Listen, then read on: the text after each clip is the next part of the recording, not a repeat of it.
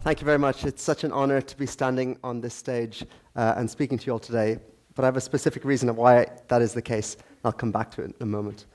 But for now, I'll ask that you all cast your minds back to last summer, where headlines hit the tapes around the world, where these massive power outages in India left somewhere between 600 and 700 million people without access to electricity, the biggest power outage ever.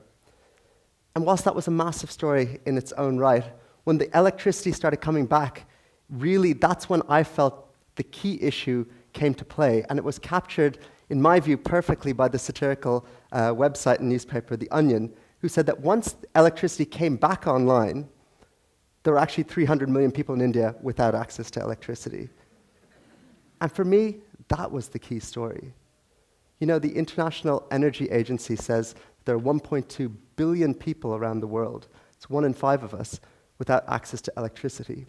And while this Onion sort of captures it in such a prescient and satirical way, those of us who've spent time in villages in India and other parts of the world where you go around and see this lack of access to electricity realize that it's not just the case of the lack of electricity in its own right, but when you look at the spillover effects, for example, in education, where kids hope to have moonlight to be able to study and do their homework, where mothers are inhaling kerosene and the health outcomes that are equivalent to actually smoking multiple packets of cigarettes a day.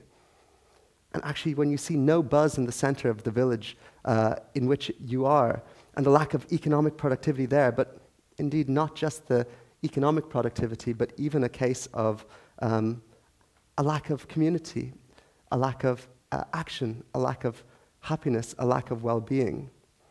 So access to the, 1.4 billion people, 1 in 5 of us, really is something in 2013 that is pretty hard to take. And that's why I want to focus on rethinking our definition of how we tackle poverty.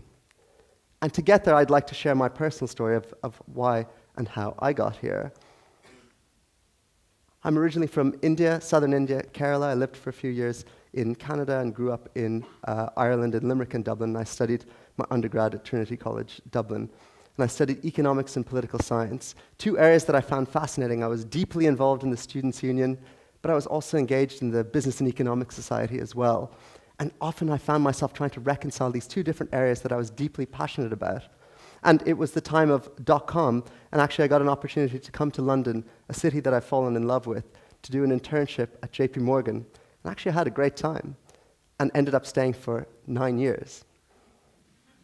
But you know, what I found even during that time, even though I made great friends, learned a lot, did some really great business with the customers who I got to know well, was that actually this sense of lack of fulfillment around what was more important definitely resonated. And I found myself doing lots during the evenings and weekends. You know, I ran a marathon to raise money for Shelter, a wonderful homeless charity working in London across the UK.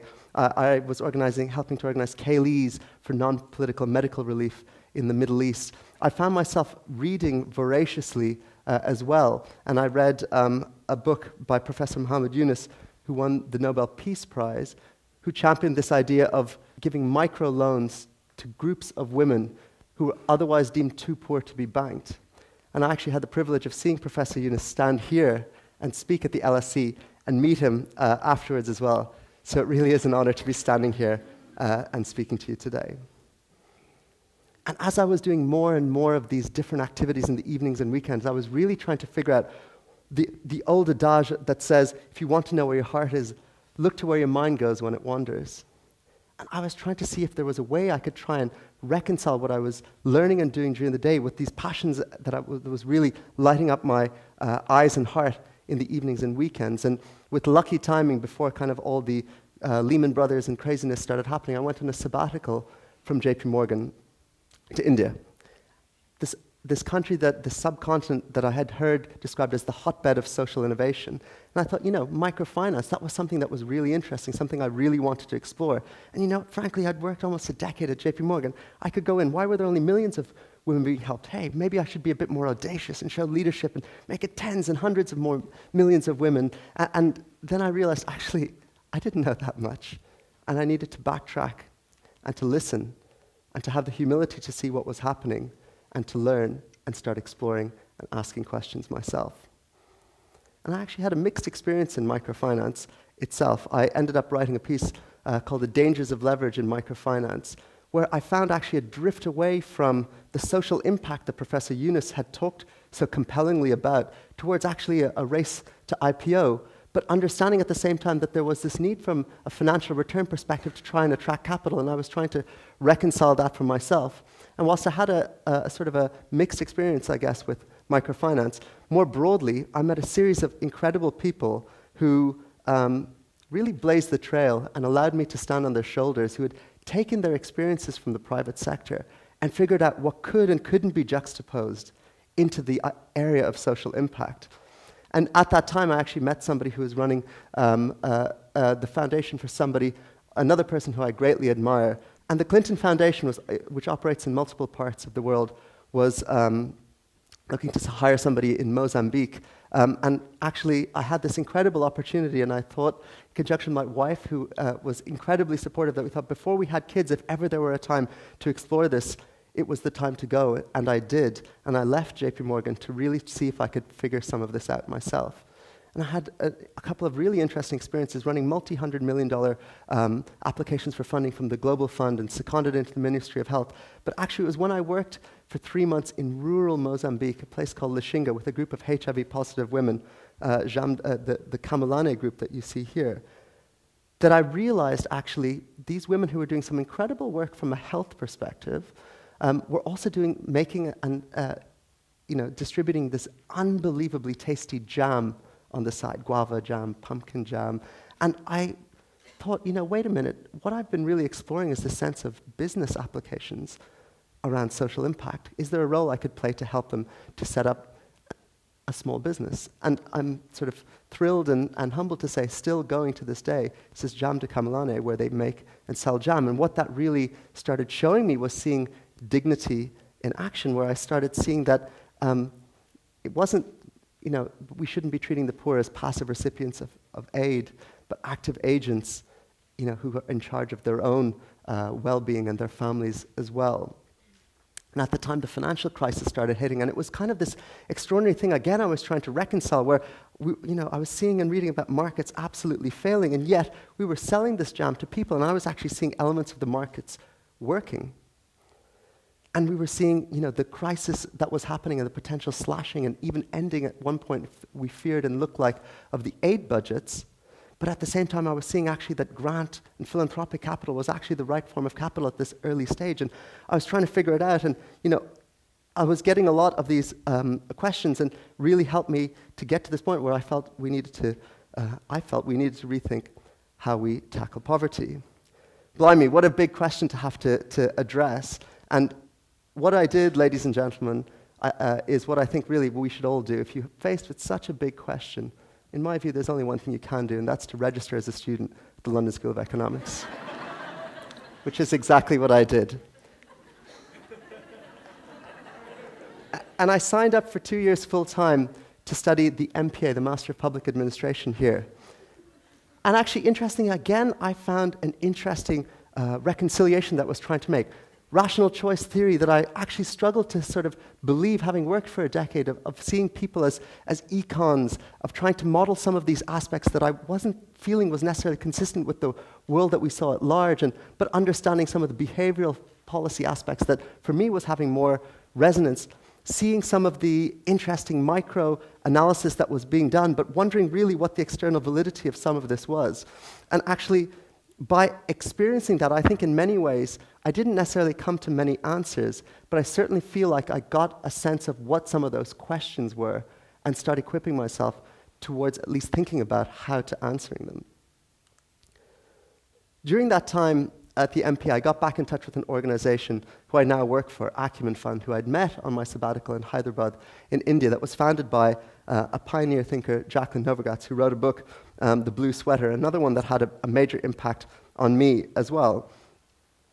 And really, rather than thinking at the micro level, Jacqueline and Acumen Fund, we're thinking that rather than just thinking of groups of joint liability women, what about at the small and medium enterprise level? And what about not just these SME companies, but those providing critical goods and services to the poor so that they can then have the capabilities to lift themselves out of poverty? And a phrase that's used by Acumen and Jacqueline is this sense of dignity, not dependence, choice, not charity, and a real sense of how do you actually operationalize that? How do you put it into practice? How do you reconcile some of these top-down and bottom-up tensions? And so on the MPA in the second year, we conduct a capstone project, which me and a bunch of friends from the LSE did. We went to Bihar and worked with one of Acumen's investees. I got back in touch with Acumen and said, what about us doing a capstone with you guys? And they put us in touch with an investment in Bihar, in the rice belt of India, called Husk Power, where we spent time understanding this entrepreneur, this social entrepreneur who had developed a technology to burn and gasify the waste product from making rice husk, and creating mini grids of electricity, and actually then providing electricity into rural households that were often deemed by the Indian government impossible to reach, and providing electricity for 100 rupees per household per month, so about $2 or £1.50 per household per month. And not just making it affordable, but actually seeing that when you stop thinking of this paternalistic, poor, passive recipients of aid, but actually recognize that when they are actually paying for it, they demand quality, and they demand after-sales service, and you better provide it. And this was starting to move something in me, and we wrote this report where we tried to help Husk Power to have a roadmap to a randomized control trial to understand the impact of the work that they were doing operationalized into their growth strategy, and help Acumen to advocate for more companies like Husk to set up and to scale. And I've subsequently joined Acumen Fund that works in 6 different sectors. So, this Husk Power Electricity, another company, for example, D-Light, that provides solar light around the world, 47 countries, that recently gave access to electricity to its 10 millionth person. And a water company called Water Health International that has sold over 1.3 billion liters of affordable and clean drinking water across South Asia and West Africa. But this talk isn't about social enterprise and its impact investing as some kind of silver bullet towards tackling poverty. That's not my view. And whilst I deeply believe in investing and getting the types and stages of capital and post-investment management right as the means towards attaining tackling poverty, actually what for me was coming out of this threat, and what comes out of this threat, is trying to understand how you reconcile the left side of your brain of what you're trying to do, but actually the right side of understanding creativity as well, of trying to understand that you need top-down solutions, but actually using the markets as a listening device for bottom-up awareness as well. And therefore, my talk actually isn't just about rethinking how we tackle poverty. I actually think we need to refeel how we tackle poverty as well. And it's in navigating those tensions that I feel we can figure out the processes through which we can really make inroads in these massive and daunting challenges. And I'd like to put forward a framework that we use at Acumen, which I feel is an interesting way to try and understand how to navigate this. Because it isn't just about having the humility and the generosity and really understanding how to listen, but it's actually finding out how you navigate those tensions, because you have to listen, but at points you have to lead as well. You need to be generous, but you need to be accountable as well.